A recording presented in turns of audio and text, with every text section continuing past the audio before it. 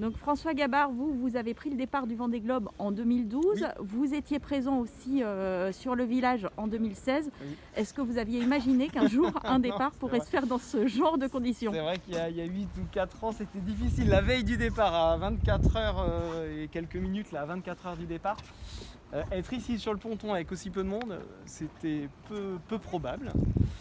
Le Vendée Globe est une course exceptionnelle et quelque part, voilà, elle répond à son critère, c'est qu'elle est toujours aussi exceptionnelle et elle nous surprend encore cette année.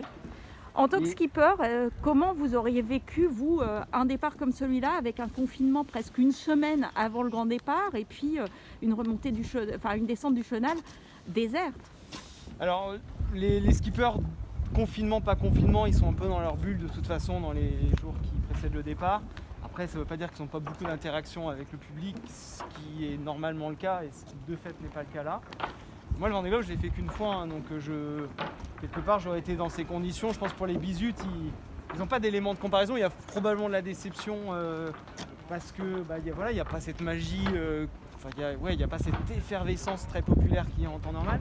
Après, la magie, pour moi, elle est toujours là. Il y a quand même un truc un peu extraordinaire qui se dégage de ce ponton et de ces bateaux-là.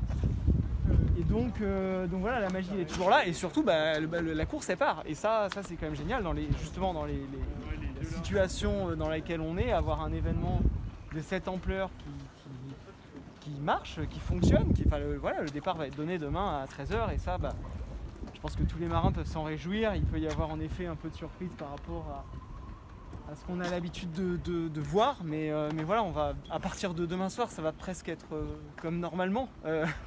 Voilà, dès que la ligne de départ va être franchie, finalement, les bateaux seront seuls en mer. Ils nous enverront des images, ils vont nous envoyer des photos, des vidéos, ils vont nous faire rêver. Et puis nous, on va suivre ça un peu différemment aussi. On sera chacun derrière nos ordinateurs confinés chez nous, mais voilà, ça a fonctionné. Est-ce que vous avez un pronostic pour ce Vendée Globe? Alors, pronostic, on est juste devant le bateau sur lequel j'ai travaillé, donc c'est un pronostic qui est forcément pas très objectif, mais voilà, moi j'ai travaillé avec mon équipe sur la construction et sur le développement de ce bateau à Pivia avec Charlie Dalin. Je ne suis pas objectif, je l'assume. J'espère évidemment qu'il va briller. Il a tout, en tout cas, je pense, toutes les cartes en main pour. J'essaie d'être le plus objectif possible. Je peux dire ce qui se passe. Je pense qu'il fait partie des favoris. Est-ce que c'est le favori? J'en sais rien. Moi, c'est mon favori, mais c'est parce que je le soutiens.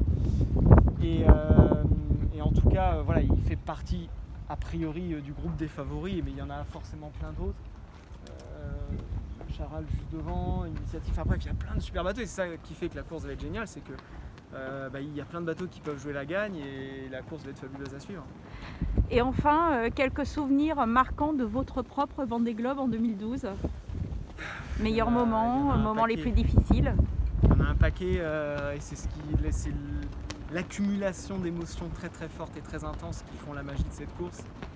Là, on est à quelques heures du départ, le départ est forcément très très fort, l'arrivée également, et entre les deux il se passe plein de choses d'une intensité incroyable et je pense que si ces départs et ces arrivées sont si fortes, c'est parce qu'au milieu il y a toutes ces émotions, donc voilà, on peut pas en isoler en fait vraiment, et si on devait en isoler, c'est peut-être justement ces extrémités là, quand on part et qu'on largue les amarres et quand on retrouve la terre, ça reste quand même une intensité qui est juste dingue. Même sans public, vous pensez? Je pense pour les marins qui le disputent. Ça sera différent, mais ça sera très très fort. Enfin voilà, quelque part, j'ai eu la chance de vivre aussi. J'ai fait 2 tours du monde. Donc le Vendée Globe, j'en ai fait un autre en record sur le trimaran massif.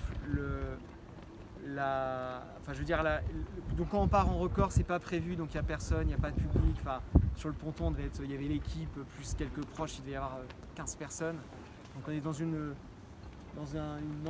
atmosphère qui était beaucoup plus intimiste, mais n'empêche que l'intensité de l'émotion de partir sur un tour du monde, elle reste toujours très très forte. Donc, non, ça change pas tant que ça. Enfin, ça change pas. C'est différent, mais par contre, l'intensité, elle est toujours là. Très bien, je vous remercie beaucoup.